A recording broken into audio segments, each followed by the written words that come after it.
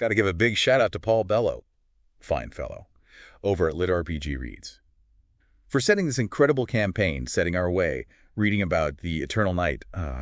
It took me right back to a tabletop session a few years ago. We were exploring this crumbling ancient temple, the air thick with incense and, well, decay. Our paladin swore he saw shadowy figures lurking at the edge of his vision. Turns out it was just a trick of the light. Or was it? The Dungeon Master had a way of making us question everything, blurring the line between reality and illusion. And that's exactly the kind of atmosphere that the Eternal Night evokes. This campaign premise is a masterclass in setting the stage for a truly immersive experience, a world shrouded in darkness for a decade, not just a simple blackout, an event that has fundamentally reshaped the very fabric of reality. You immediately understand the weight of this situation, the sense of desperation and mystery that hangs over everything. Right. The Lit RPG Reads article really digs into the environmental impact of this eternal night. It's not just that the sun is gone, it's the ripple effects. Think frozen rivers that were once bustling waterways, forests choked with bioluminescent flora, and predators with heightened senses, perfectly adapted to hunt in the perpetual twilight. It paints a picture of a world that's both beautiful and terrifying, a place where familiar landscapes have been twisted into something alien and unsettling. It's a world where adaptation is key, not just for the environment, but for society as well. Imagine the changes in architecture, the reliance on alternative light sources, the cultural practices that would evolve around this perpetual darkness. And then there's the magic system. Imagine a world where shadow magic flourishes while light magic is practically a myth. That's what really hooked me. The article describes how shadow magic is amplified, almost as if the darkness itself is fueling it. On the other hand, light magic is incredibly rare, whispered about in hushed tones like a forgotten legend, and even casting a simple spell now carries a risk. It might backfire, drain your life force, or summon something unexpected from the shadows. It's a brilliant way to shake up traditional D&D gameplay.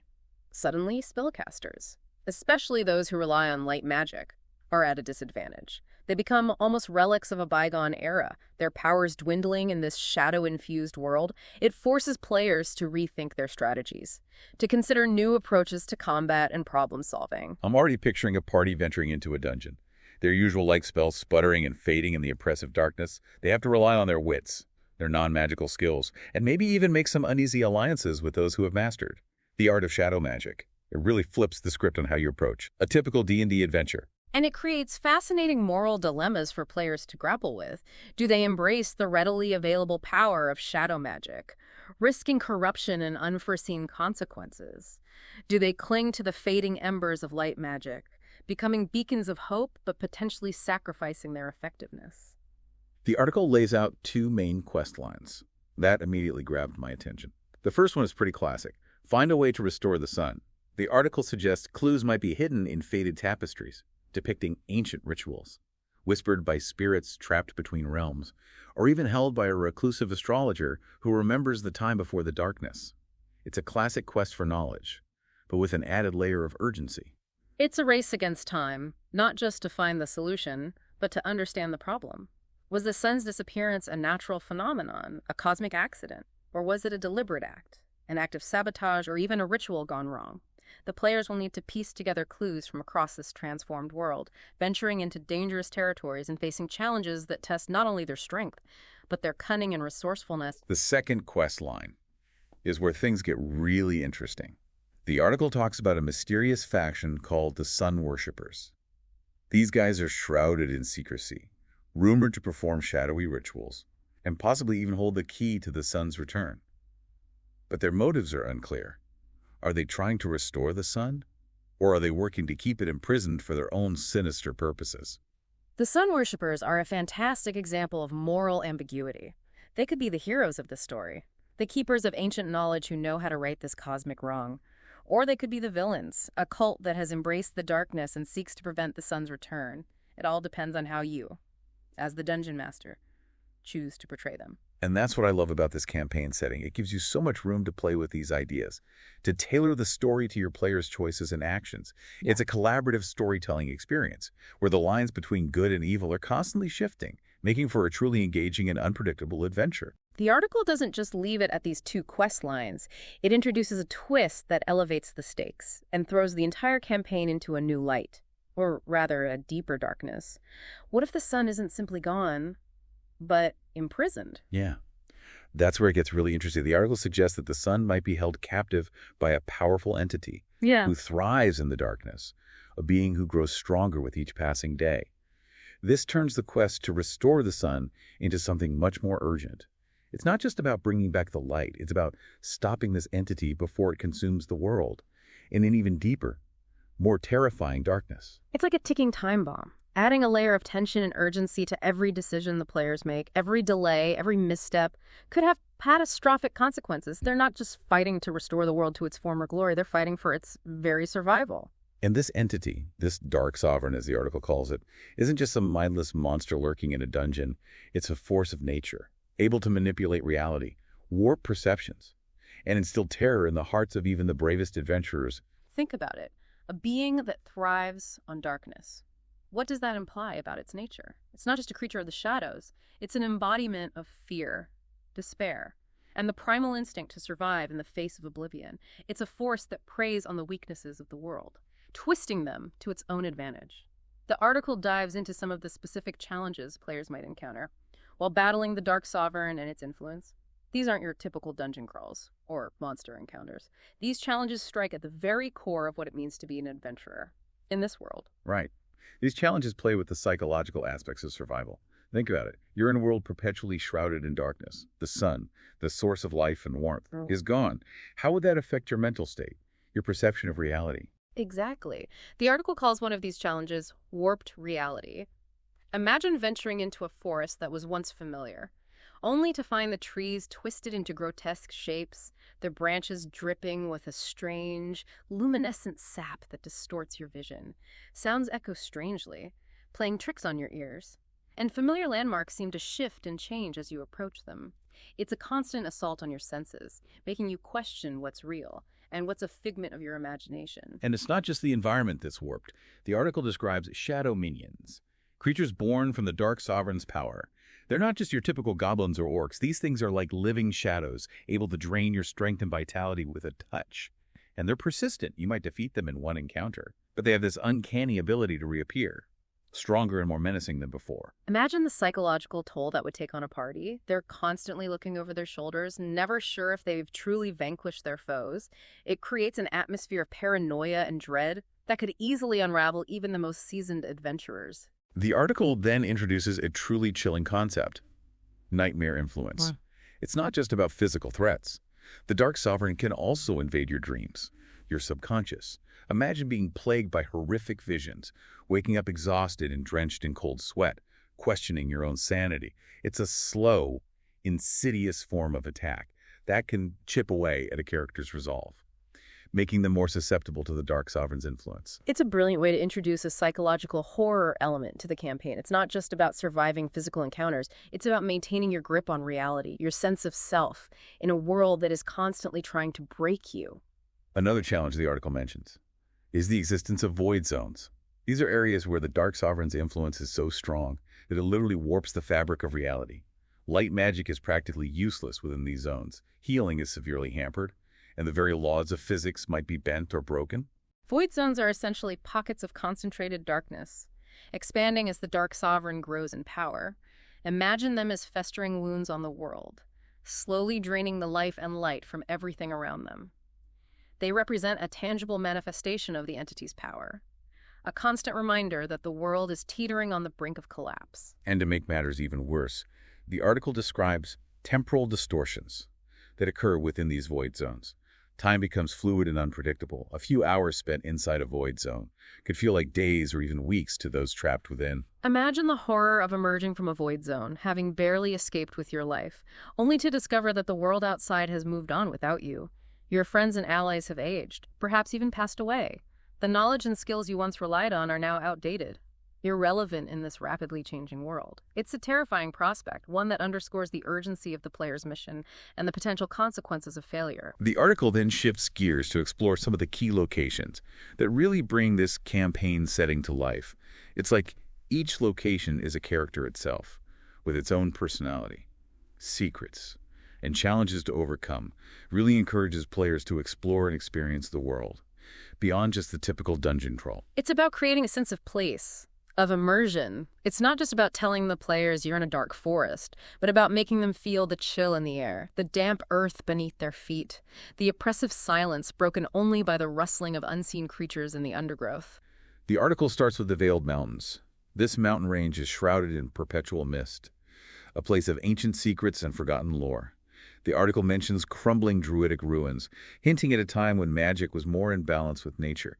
Imagine your players navigating through this fog-choked landscape, stumbling upon ancient stone circles, their surfaces covered in cryptic carvings. The air hums with a strange energy, as if the mountains themselves are watching, waiting to reveal their secrets. The Veiled Mountains could be a source of valuable knowledge for the players, a place where they might uncover clues about the sun's disappearance, or even find remnants of ancient rituals that could help restore the light.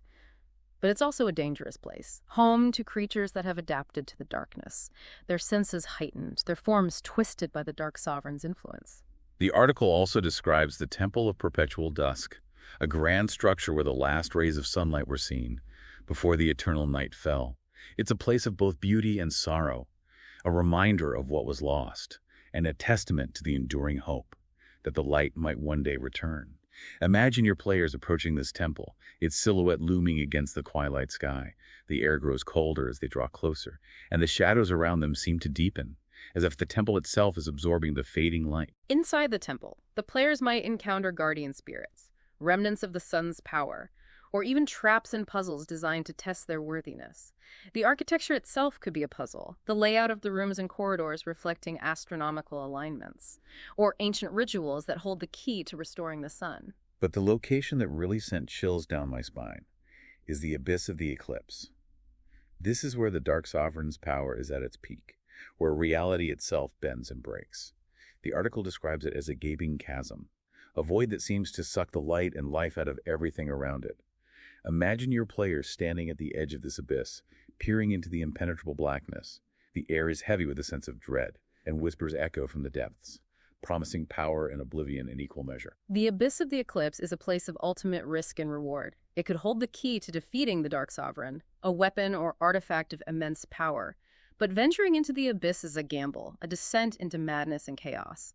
Time flows differently within its depths, and the very fabric of reality is unstable, prone to shifts and distortions that could trap the players forever. It's a location that demands respect, a place where even the most experienced adventurers would tread carefully, knowing that every step could be their last. The article really emphasizes the importance of atmosphere. When describing these locations, it's not just about what the players see, but what they feel. Exactly. It's about engaging all the senses, creating an immersive experience that goes beyond just rolling dice and fighting monsters. Imagine describing the scent of decay and ozone that hangs heavy in the air near a void zone. Imagine the sound of whispers and skittering claws echoing through the ruined halls of the Temple of Perpetual Dusk.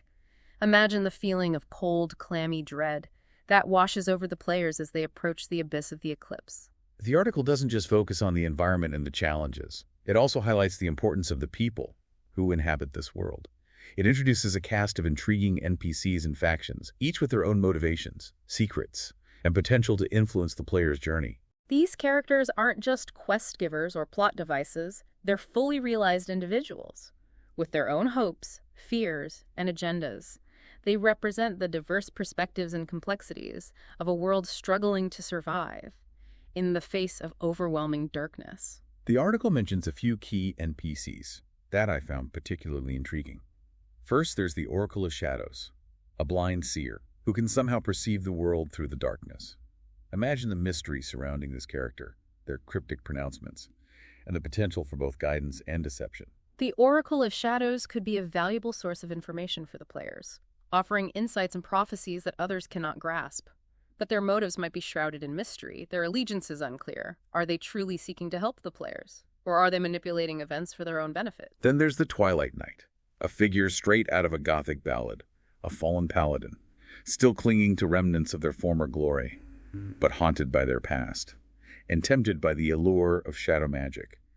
The article suggests they possess unique insights into the sun's power, but whether they use that knowledge for good or for personal gain is up to the players to discover.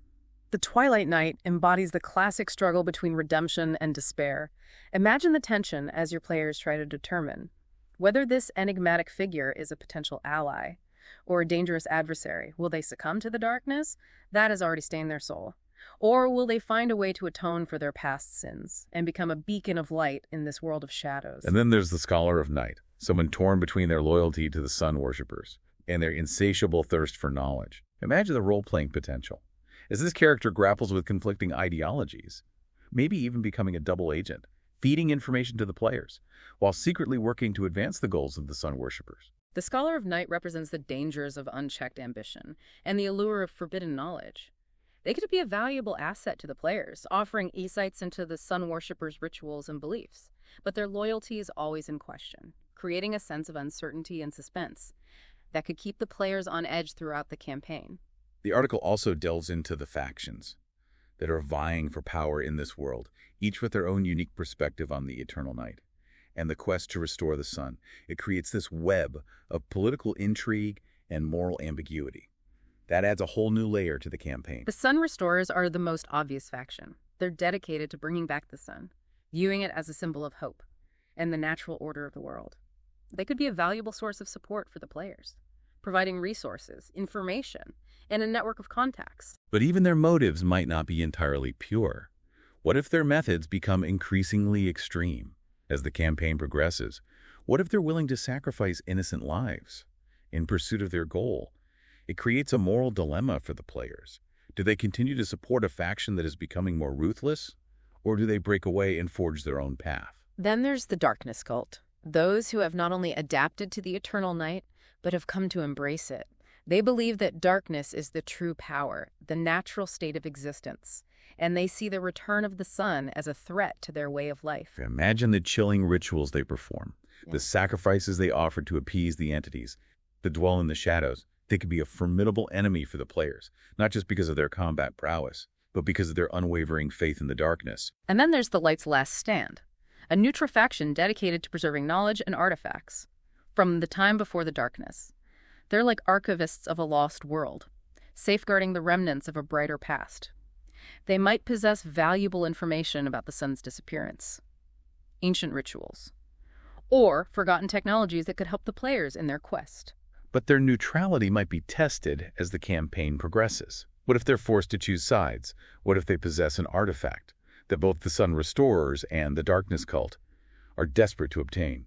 It's a recipe for conflict, forcing the players to navigate a treacherous web of alliances and betrayals. The article wraps up with some practical advice for dungeon masters on how to really bring this campaign setting to life, to create an immersive experience that will stay with their players long after the final die is cast. One of the key suggestions is to use gradual revelations and twists to keep the players guessing, to make them question everything they think they know about this world.